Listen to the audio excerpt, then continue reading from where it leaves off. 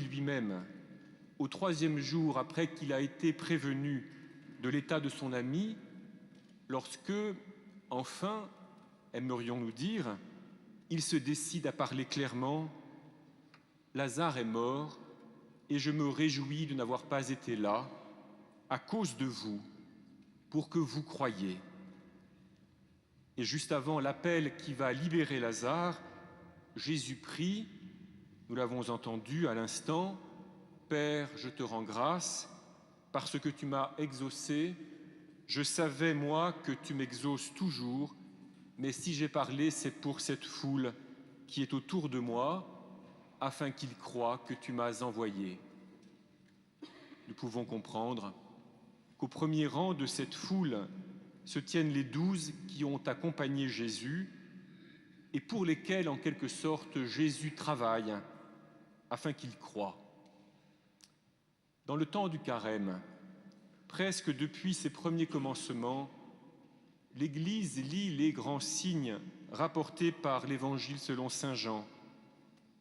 Elle les fait entendre aux catéchumènes à mesure qu'elle célèbre pour eux les scrutins qui les préparent au baptême, leur faisant parcourir ainsi différentes étapes vers la foi, depuis la rencontre de Jésus et de la femme de Samarie et la proclamation de celle-ci qui a la forme d'une question: ne serait-il pas le Messie, en passant par la profession de foi de l'aveugle guéri, c'était dimanche dernier: je crois, Seigneur, pour aboutir à l'interpellation de Jésus: moi, je suis la résurrection et la vie. Celui qui croit en moi, même s'il meurt, vivra, et tout homme qui vit et qui croit en moi ne mourra jamais. Crois-tu cela? L'Église entière, en ce dimanche, tous et chacun des baptisés, est placé devant cette affirmation de Jésus et sa redoutable interrogation: crois-tu cela?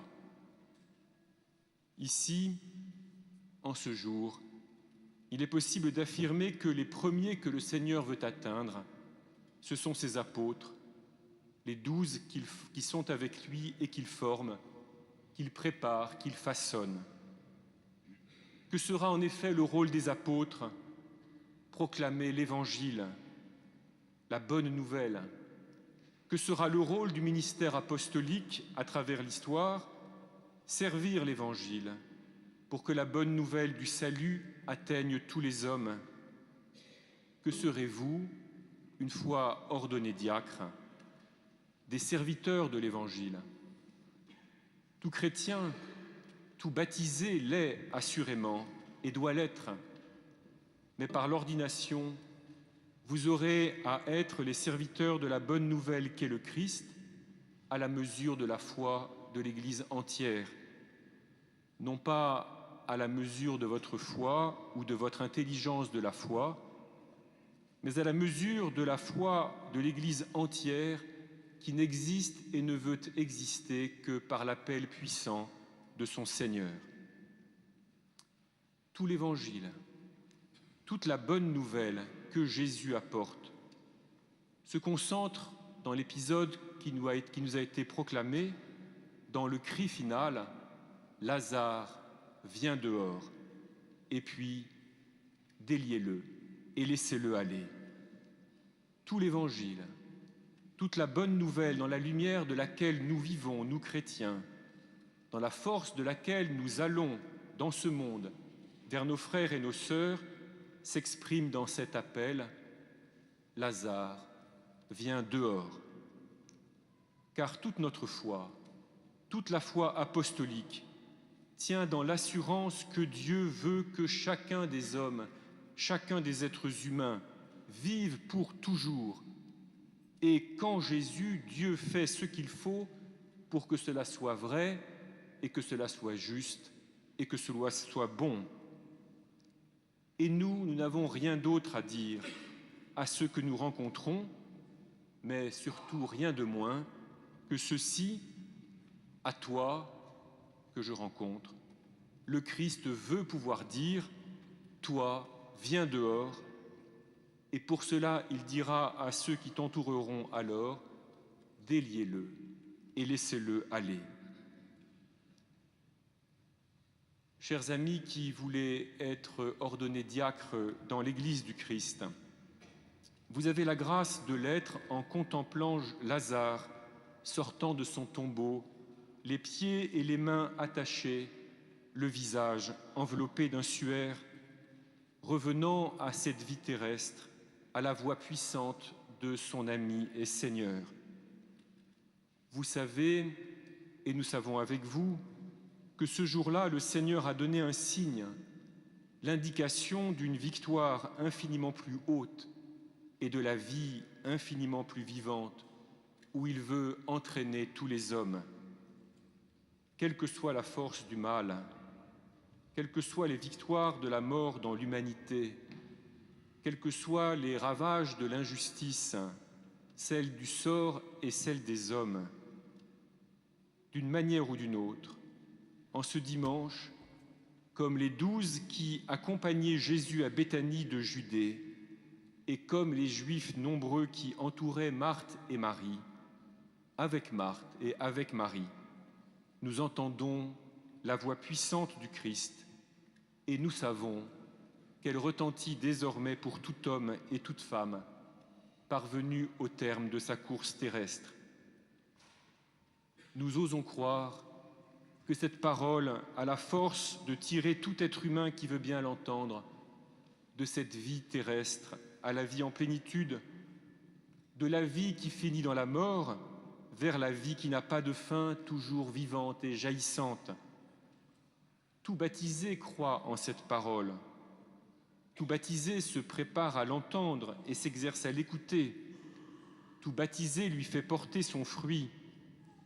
Le ministère apostolique est envoyé vers les hommes pour que la parole qui ressuscite retentisse pour chacun le jour venu, pour qu'elle atteigne les hommes et les femmes de tous les temps et de tous les lieux, en étant intégrés dans le ministère apostolique comme diacre. Vous consentez, chers frères, à ce que votre être entier soit au service de cette parole, à la mesure de la mission entière de l'Église. Vous consentez à ne rien faire d'autre pour ceux que vous rencontrerez que leur porter la promesse de la voix puissante de Jésus, mais de ne rien faire de moins non plus. Les apôtres ne firent rien lorsque Jésus se rendit à Béthanie vers son ami Lazare, parce que Jésus était là et qu'il faisait tout. Mais Jésus, le Seigneur, les formait alors pour qu'un jour sa parole puisse habiter leur bouche. Il les préparait pour qu'un jour, ils puissent, malgré leur faiblesse, dans la puissance du ressuscité qui répand l'Esprit Saint, porter aux hommes par eux-mêmes cette parole-là qui seule fait passer de la mort à la vie.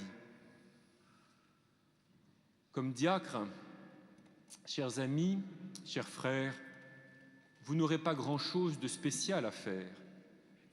D'ailleurs, vous êtes ordonné diacre aujourd'hui en vue de devenir prêtre bientôt. Mais vous comprenez bien que le diaconat n'est pas une première étape que la seconde ferait disparaître. Un prêtre, un évêque, reste toujours diacre.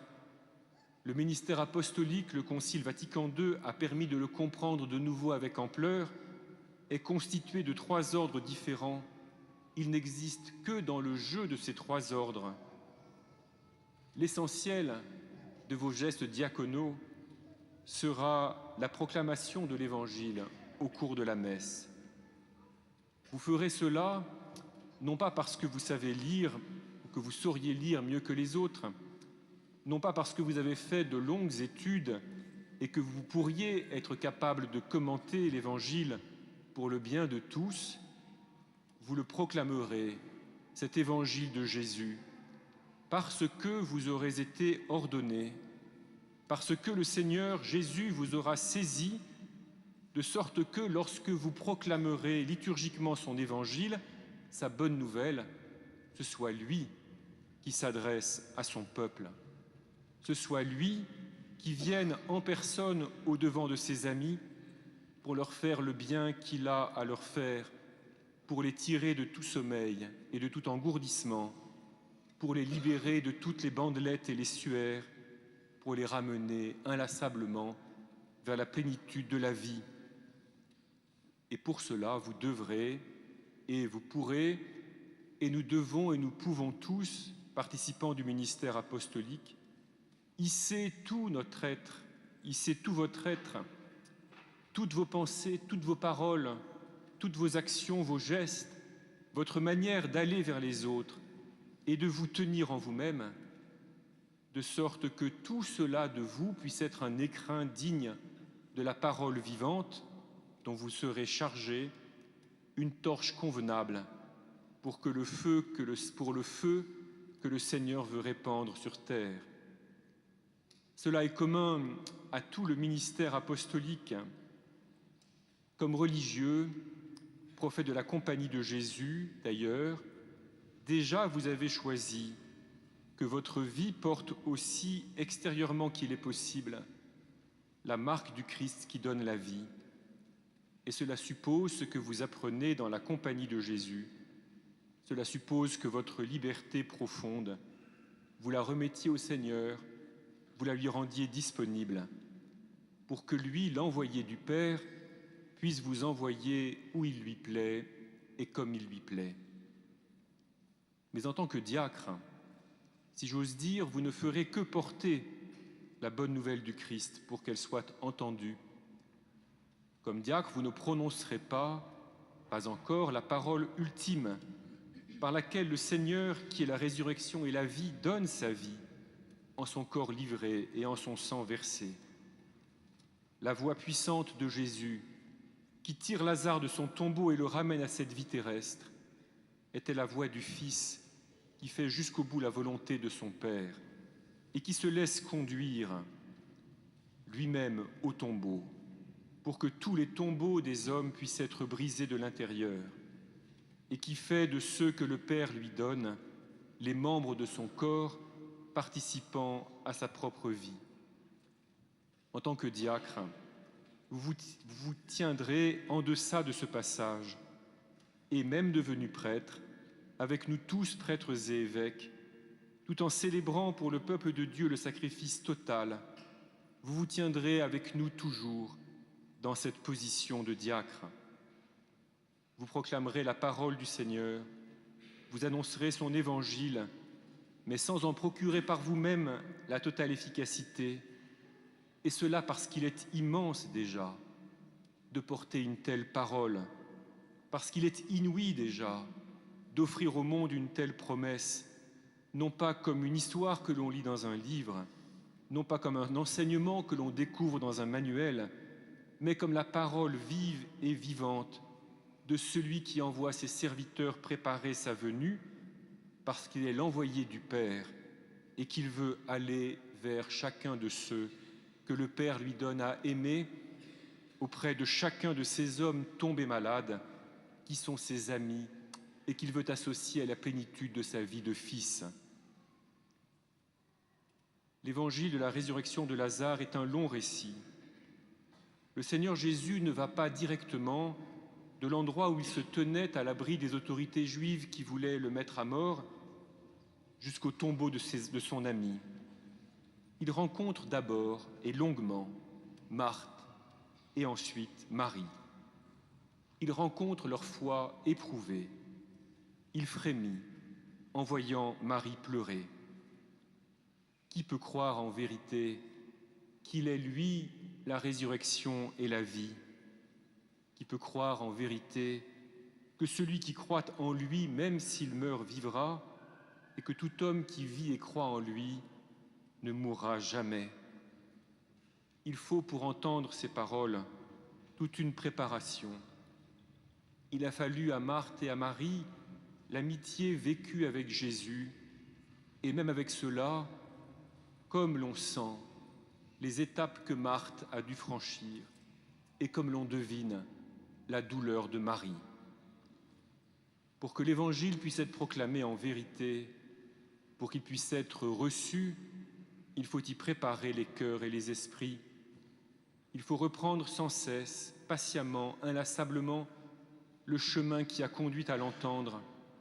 Il faut assurer les pas dans les temps des ténèbres et aider à reconnaître la lumière lorsqu'elle est perceptible. Le diacre qui dispose des offrandes sur l'autel et qui aide le prêtre à présenter à l'assemblée eucharistique le pain de vie et la coupe du salut pour que celle-ci exprime son acte de foi par l'amen conclusif.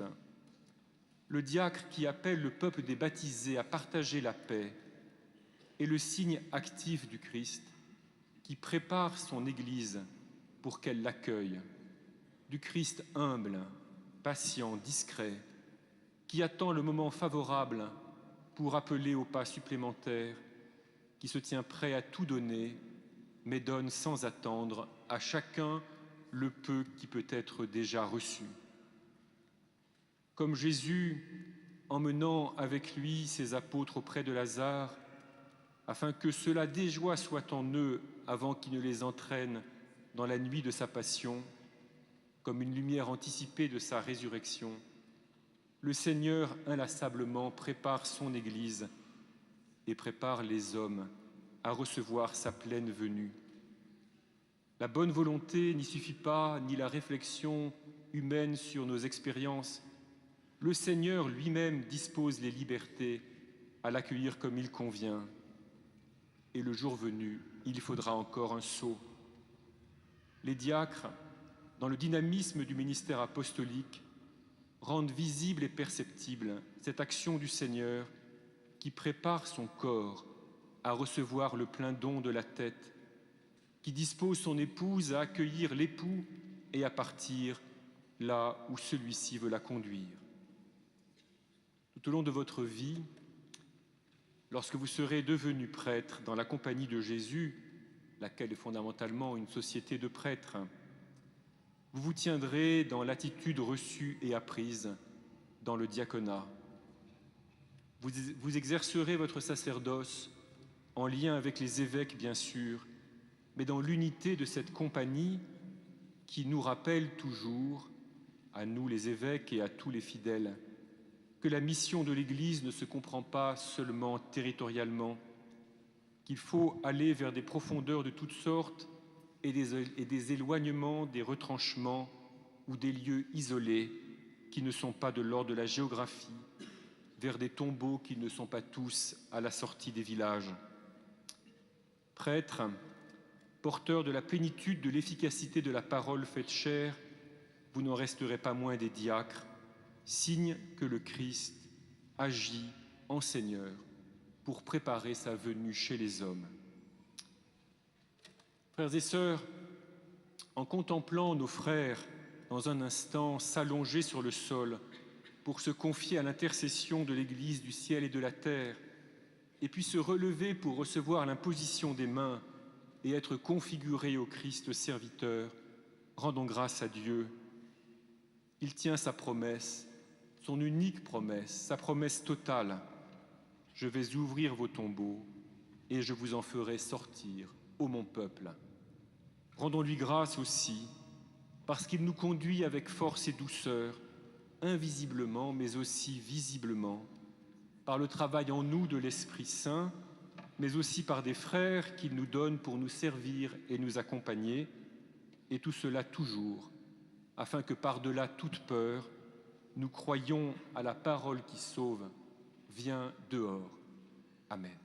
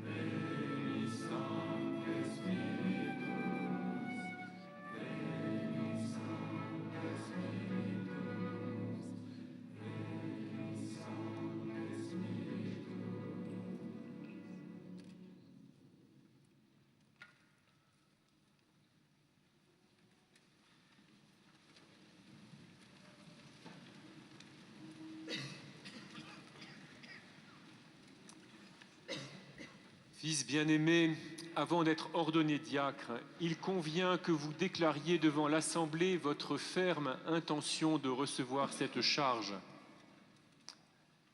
Alors, voulez-vous être consacré à la diaconie de l'Église par l'imposition de mes mains et le don de l'Esprit Saint? Voulez-vous accomplir votre fonction de diacre avec charité et simplicité de cœur pour aider l'évêque et ses prêtres et faire progresser le peuple chrétien?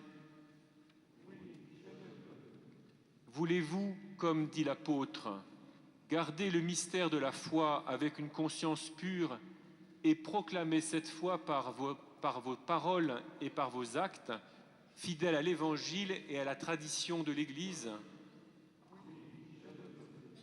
Voulez-vous garder et développer un esprit de prière conforme à votre état et dans la fidélité à cet esprit, célébrer la liturgie des heures en union avec le peuple de Dieu, intercédant pour lui et pour le monde entier? Voulez-vous conformer votre vie à l'exemple du Christ, dont vous prendrez sur l'autel le corps et le sang pour le distribuer aux fidèles?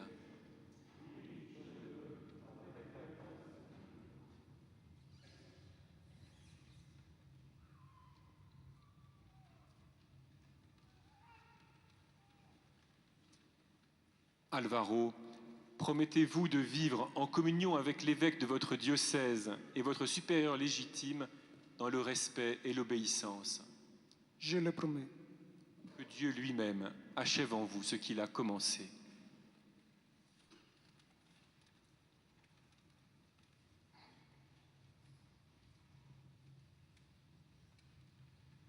Andrei, promettez-vous de vivre en communion avec l'évêque de votre diocèse et votre supérieur légitime dans le respect et l'obéissance? Je le promets. Que Dieu lui-même achève en vous ce qu'il a commencé.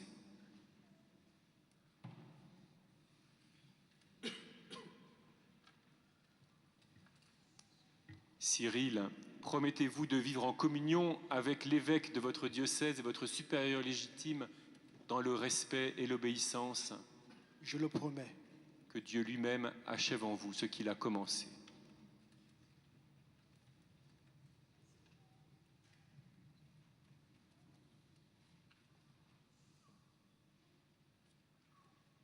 Francisco, promettez-vous de vivre en communion avec l'évêque de votre diocèse et vos supérieurs légitimes dans le respect et l'obéissance? Je le promets. Que Dieu lui-même achève en vous ce qu'il a commencé.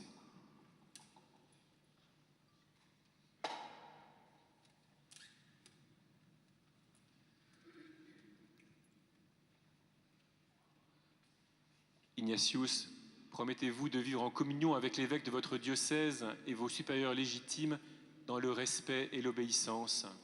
Je le promets. Que Dieu lui-même achève en vous ce qu'il a commencé.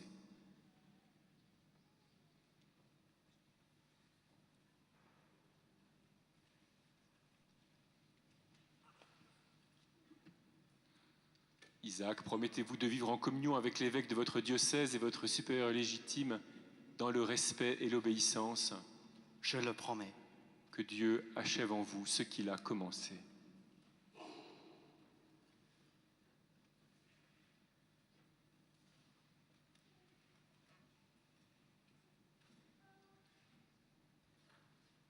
Jade, promettez-vous de vivre en communion avec l'évêque de votre diocèse et vos supérieurs légitimes dans le respect et l'obéissance?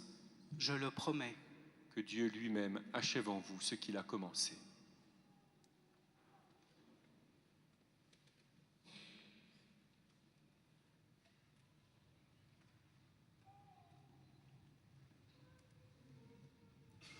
Minhue, promettez-vous de vivre en communion avec l'évêque de votre diocèse et votre supérieur légitime dans le respect et l'obéissance? Je le promets. Que Dieu lui-même achève en vous ce qu'il a commencé.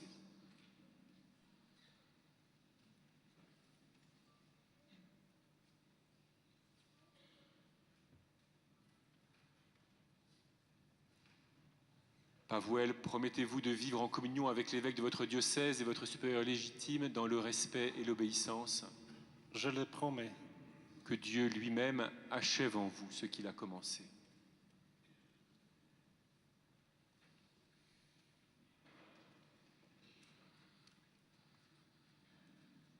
Pierre, promettez-vous de vivre en communion avec l'évêque de votre diocèse et votre supérieur légitime dans le respect et l'obéissance? Je le promets. Que Dieu lui-même achève en vous ce qu'il a commencé.